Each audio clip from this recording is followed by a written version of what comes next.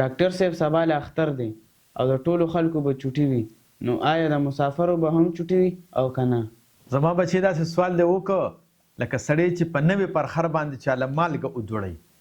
نن سهار ما خپل مسافر رور ته ټلیفون وکړ چې نن خو ستاسو اختر دی او ستا به چوټي وي. ما ته ویلې چې لالا اوس هم په ډیوټۍ کې یم او چوټي موټي نشته دی. نو زړه مې ډېر زیات خفه شو چې دا پښتانه به تر کومې په پردي وطن کې مزدوري کوي او د اختر پر ورځ هم چوټي نه وي. نو ځکه هو زیت الرحمن عاجز صاحب وایي د ښار خلک یې ټول په تماشه دی او اختر دی. یو ځوان په مزدورۍ باندې اخته دی او اختر دی. نو زما پښتانه په پردي وطن کې د اختر پر ورځ هم چوټي نه کوي او مزدوري کوي او د دغه وطن خلک ورته ګوري او تماشه یې کوي. ډاکټر صاحب د چا چې خاوند په پردي وطن کې مزدوري کوي نو په هغې ښځې به اختر څنګه تیریږي؟ زما بچی په هغه ښځه باندې به اختر داسې تیریږي لکه چې د یو سړي غټ د مټیانو دکان وي او قسمه قسمه مټیانې پکې ایښي وي. خلک راځي مټیان ته وړي او خوري او مزې ته اخلي او د دغه سړي شوګر وي مټیانو ته په غټو غټو سترګو ګوري، نه خوړی شي او نه ته مزه اغستی شي. نو په دغه ښځه باندې به د اختر دقه شانتي پیکه پیکه تیریږي، بلکې په دغه ښځه باندې به خندا او خوشحالي هم بده لګیږي.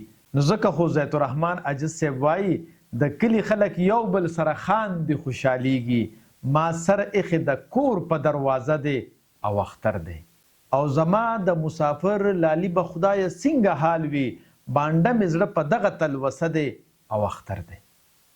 ډاکټر صاحب پښتانه ځوانان به څنګه د مسافرونو خلاصیږي؟ زما خوږه بچی کو پښتانه 3 کارونه وکړي نو زه د خپل رب نه دا امید ساتم چې د مسافرونو به خلاص شي. لومبه چې د خپل وخت قدر وکړي او وخت ضایع نه کړي. دویم د تعلیم سره سره هنر زده کړي او دریم د نوکرۍ سوچ نه بلکې د کاروبار سوچ پیدا کړي.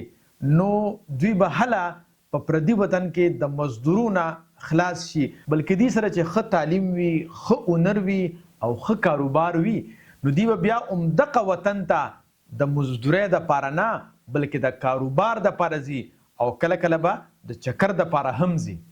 نو ځکه خو اتل صاحب وایي چې خلک نوې نوې هنرونه زده کوي. وایه پښتانه خو چې جنګونه زده کوي او مونږ لیونیو په بارودو پسې ګرځو. خلک لیونی ګرځي علمونه زده کوي او څوک چې د سیالانو سره ځان سیالول غواړي بیا به څه خبرې څه کارونه زده کوي، بیا به څه خبرې څه کارونه زده کوي. نو زما پښتنو ته دا خواست دی چې نوې نوې هنرونه زده کړي، علم زده کړي، پوهه زده کړي، کاروبار باندې ځان پوهه کړي، نو بیا به د الله د نورو قومونو سره ښه سیالي کولی شي. ډاکټر صاحب ستاسو ډیره مننه چې د اختر په ورځ باندې مسافرو له ډیر ښه پیغام راکړ. لوی سړی شي بچې، بریالی اوسئ.